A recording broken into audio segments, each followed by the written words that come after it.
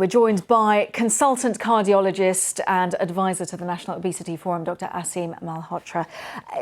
I'm confused. I'm so confused. We get so many different messages. This latest message is that cutting out carbs is actually damaging for you. I know that you are an advocate of low sugar diets, but what do you make of this particular research? So Kash, I think there's a nuance here, but the first thing to say is, as a clinician, as a doctor who's treated tens of thousands of patients, as someone who has a responsibility to scientific integrity, to someone that's analysed this research in detail, over the years about what constitutes the healthiest diet, this headline claim that suggests that eating a low-carb diet shortens lifespan is completely and totally false.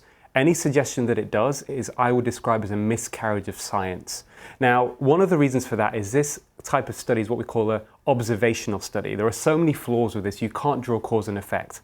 But what I can tell you is that with any of these studies, you have to look at it in the context of the overall totality of evidence and data, up-to-date data. And what we know, certainly for type 2 diabetes, and we have thousands of people in the UK now who are benefiting from going on a low carbohydrate diet, who are managing to even reverse their type 2 diabetes. Diabetes.co.uk, an independent organisation, have shown that with at least 25% of their patients. More than 60% of these people are coming off, reducing medication needs as well. And from a heart disease perspective, I think what we need to understand is the underlying process behind many of these chronic diseases that we're having to deal with, obesity, type 2 diabetes, heart disease. It's based upon a biological mechanism that's linked to something called insulin resistance and chronic inflammation. Now, what should the public read from all of this?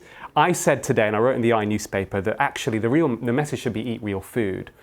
Most of our consumption of harmful foods actually is coming from processed carbohydrates and sugar. Half of the British diet is now ultra-processed food, and it's made up from these foods. So the starchy carbohydrates at the base of the diet, I think, is completely wrong. In fact, for type 2 diabetics in particular, and this is the condition with the single biggest cost on the NHS, putting a base of your diet with starchy carbohydrates is the worst thing you can do for blood glucose.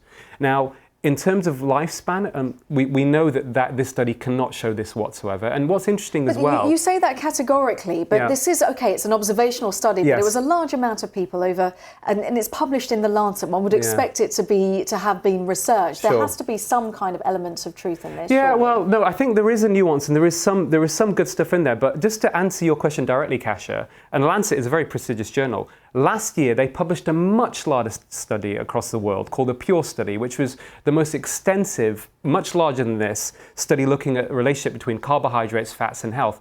And what did that conclude? It concluded that a high carbohydrate diet was linked with increase in death rates, and interestingly, high saturated fat within that study was actually linked to less death rates from reduction in risk of stroke. Now, let's cut through all of this. What should we be eating? I think that's the most important message to people. Exactly. So they cut through all of this for us. So not processed, not too much sugar. No, so lots of vegetables. I would say reduce your starchy carbohydrates. Have a little bit if you're exercising regularly. That's fine. But modern processed carbohydrates, too much white bread, pasta, sugar, too much white rice is harmful in excess. There's no doubt about that. So I would say lots of vegetables, oily fish, extra virgin olive oil, a handful of nuts every day, and cut out the sugar and the processed foods. And if you do that, you're really on your way to the best health and the best longevity. It's an expensive option though, isn't it? Well, not necessarily. I mean, this has been posed to me before. An apple is cheaper than a Mars bar. So actually you can follow a healthy dietary pattern. The problem we've got is a lot of these ultra-processed foods are very cheap sugary foods, processed carbs, are very heavily marketed and they've become unavoidable. Wherever you go, Kasia, now, it's almost impossible to avoid, cakes, chocolates, crisps, biscuits. Even our hospitals have become a branding opportunity for the junk food industry. So really what we need to do on the overall grand scheme of things to reduce these epidemics of chronic disease is we need government intervention that improves the food environment, and we all need to be eating more home-cooked food. And if we do that, then actually we can go back to levels of obesity and type 2 diabetes pre-1980s, where there was virtually very little in England. So basically, be sensible. Other chocolate bars are available. I just want to stress that. Dr. Malhotra, thank you very much for talking us through what we should be eating. It's common sense, but it's not easy, is it? Sometimes you do want a bit of chocolate. Thank you so much for coming in to speak to us. Do stay with us here on BBC World News. We've got lots more coming up.